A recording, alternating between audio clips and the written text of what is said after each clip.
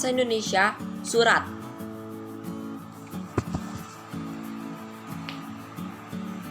Nomor 1. Apakah yang dimaksud dengan surat?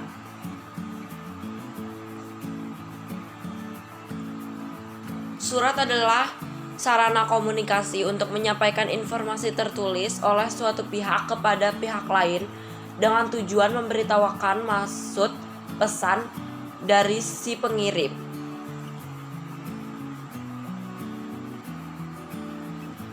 Nomor 2. Apakah yang dimaksud surat pribadi? Surat pribadi adalah surat yang digunakan untuk berkomunikasi secara pribadi, bersifat tidak resmi, dan berisi tentang masalah pribadi.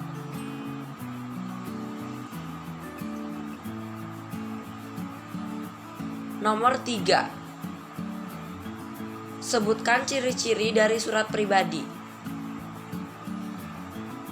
Surat pribadi tidak dilengkapi dengan kepala surat atau kop surat. Surat pribadi tidak memiliki nomor surat. Salam pembuka dan penutup dalam surat pribadi bersifat non-formal dan santai. Bahasa yang digunakan disesuaikan dengan tujuan pribadi. Format surat pribadi umumnya lebih bebas. Nomor 4. Apakah yang dimaksud surat dinas? Surat dinas adalah surat resmi yang dikeluarkan oleh sebuah instansi atau lembaga tertentu untuk keperluan dinas. Surat dinas dikenal juga sebagai surat resmi yang berisi hal-hal yang berhubungan dengan kedinasan dari lembaga atau instansi tertentu.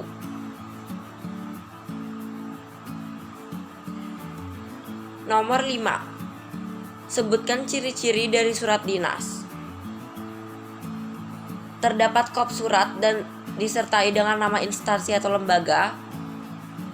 Surat dinas memiliki nomor surat dan juga lampiran sebagai berkas pendukung. Surat dinas menggunakan bahasa baku dan resmi, menggunakan salam pembuka dan salam penutup sebagai bentuk kesopanan. Surat dinas dilengkapi dengan stempel atau cap dari instansi atau lembaga yang mengeluarkannya.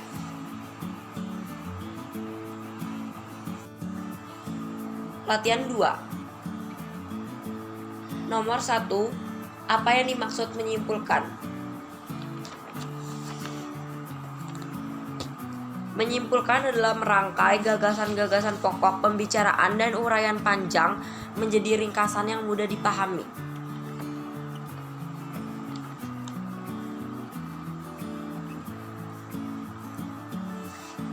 Menyimpulkan isi surat pribadi dan surat dinas dapat dilakukan dengan cara membaca surat pribadi dengan seksama.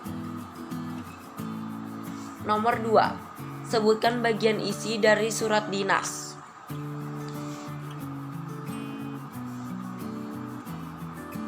Isi surat terletak setelah paragraf pembuka. Tujuannya menyimpulkan adalah untuk mempermudah kita mencari isi yang terdapat dalam sebuah teks. Nomor 3. Apa tujuan dari menyimpulkan? Tujuan menyimpulkan adalah untuk mempermudah kita mencari isi yang terdapat dalam sebuah teks.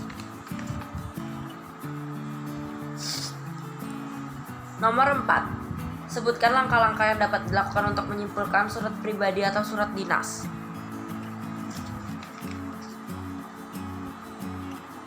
Membaca keseluruhan teks pada surat dengan seksama. Perhatikan kalimat pokok dalam surat tersebut. Catat kata-kata penting. Buatlah catatan secara ringkas, kemudian tentukan kesimpulannya dengan bahasamu sendiri.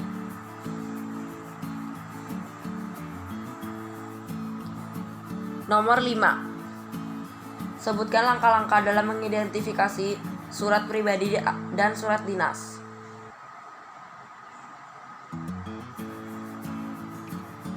Membaca surat pribadi atau surat dinas dengan seksama. Memerhatikan struktur dalam teksnya.